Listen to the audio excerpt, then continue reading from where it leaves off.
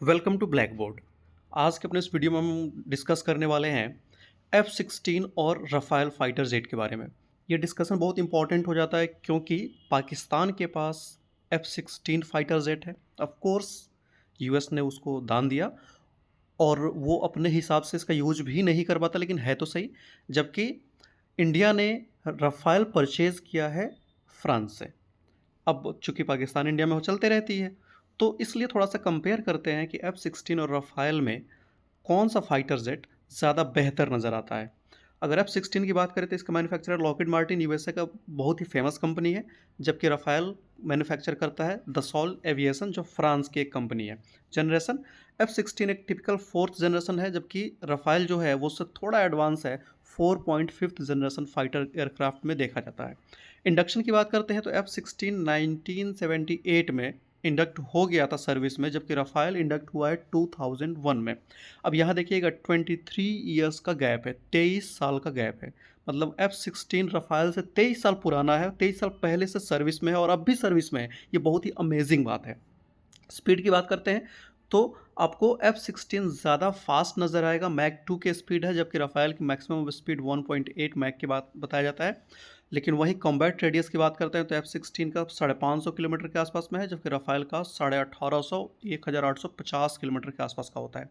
Engine की बात करते हैं, F-16 सिंगल इंजन है, जबकि रफ़ाल जो है वो ड्यूअल इंजन माना जाता है। हालांकि F-16 state of the art fighter aircraft है, ज़बरदस्त एयरक्राफ्ट है, इतना पुराना और इतना एडवांस। अब सोचिए 23 साल पहले कितना एडवांस रहा होगा, आज अगर इतना दिख रहा है तो।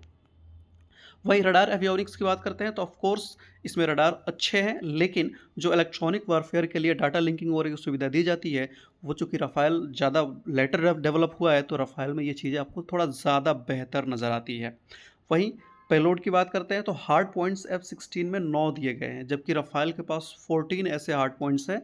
तो कहीं न कहीं यहाँ पे आपको एज मिलता हुआ नज़र आएगा, जबकि मैक्सिमम टेक ऑफ वेट जो पेलोड कैरिंग कैपेसिटी होती है, उसमें भी रफ़ाल के पास आपको एज दिखता है, 9500 किलोग्राम का है, जबकि F-16 के पास 7700 किलोग्राम तक का होता है।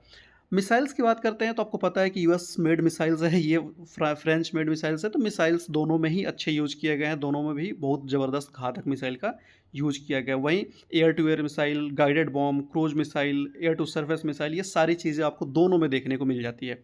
स्टेल्थ की बात करते हैं तो कहीं ना कहीं स्टेल्थ मामले में जो, हालांकि स्टेल्थ दोनों में कंप्लीट स्टेल्थ फीचर नहीं है, लेकिन अगर कंपेयर करते हैं तो रफ़ाल थोड़ा सा ज़्यादा आपको एडवांस नज़र आता है स्टेल्थ के मामले में F-16 की तुलना में। वही कॉस्ट, यूनिट कॉस्ट F-16 आपको 50 से 70 मिलियन डॉलर एक यूनिट का पड़ता है, रफ़ाल का 90 से 120 मिलियन डॉलर के आसपास का पड़ता है।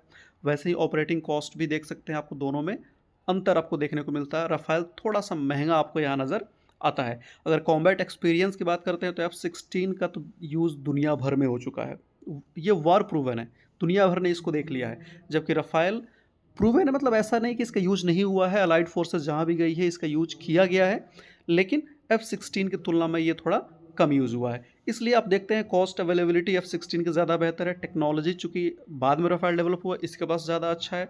वही कॉम्बैट एक्सपीरियंस में ऑफ कोर्स F-16 के पास ज़्यादा एक्सपीरियंस नज़र आता है। ध्यान रखिएगा, बहुत सारे मामले में F-16 रफ़ाल के बराबर है या थोड़ा सा आगे ही निकल जाता है, कुछ मामलों में पीछे भी है। लेकिन सोचिए F-16 जब बना उसके 23 साल बाद बना है रफ़ाल, फिर भी ये इसको टक्कर दे रहा है, तो कितना ज़बरदस्त टेक्नोलॉजी ये होगा, कितना ज़बरदस्त ये फाइटर एयरक्राफ्ट जब बना था तो उस समय में ये होगा। आई होप आपको सब कुछ क्लियर हो गया होगा। Thank you for watching, thank you very much.